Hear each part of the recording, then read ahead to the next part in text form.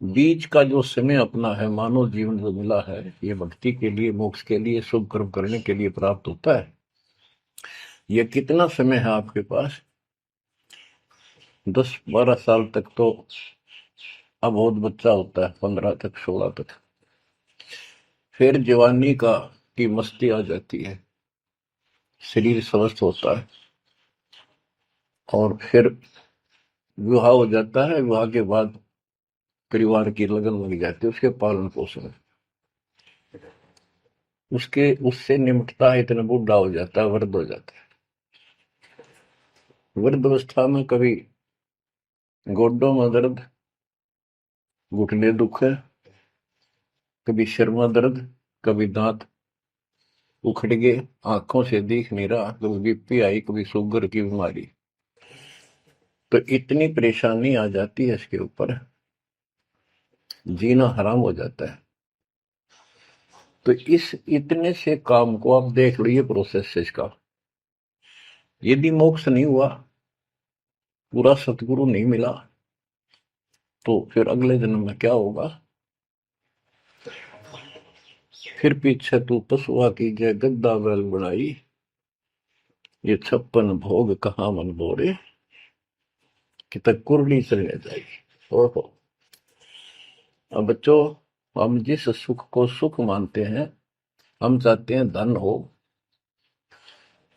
मंत्री बने, मुख्यमंत्री बने, बस हमारी महिमा हो, यश हो। ये कहने से, सुनने से, कल्पना से कुछ नहीं होता। ये पिछले पूर्व जन्म के तप धर्म कर्मों से प्राप्ति होती है। इस जन्म में यदि शुभ कर्म नहीं किए, अच्छे कर्म नहीं किए, फिर वहीं के वहीं रह जाएंगे। यानी कोई शुभ कर्म बनेगा नहीं है, अगले जन्म में फिर कुत्ते की नहीं पाएगा, आज चाहे कोई किसी देश का राष्ट्रपति है। तो क्या बुरी बनेगी अपने साथ?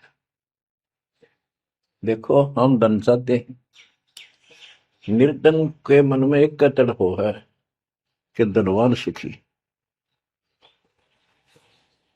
धनवान सोचता है राजा सुखी। अब आपको एक छोटा सा उदाहरण देता हूं।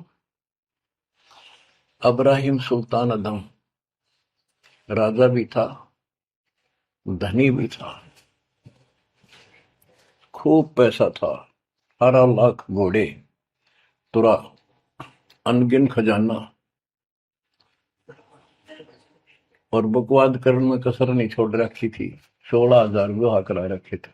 तो भक्त आत्माओं, परमात्मा ने उस अपनी प्यारी आत्मा को उस नरक से निकाला जिसको वो सुख मान रहा था।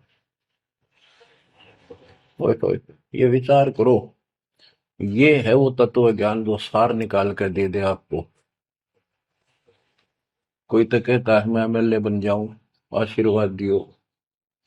हम उसको भगत ही नहीं मान रहे, उसको कहते तू जा राजनीति कर ले, फिर देख लिए जब तेरे ग्रेजुएटी हो लिया तब आ जाएगी। तो हमारा नियम हमारे भगवान का बताया है, जितने भी नियम आपको दिए।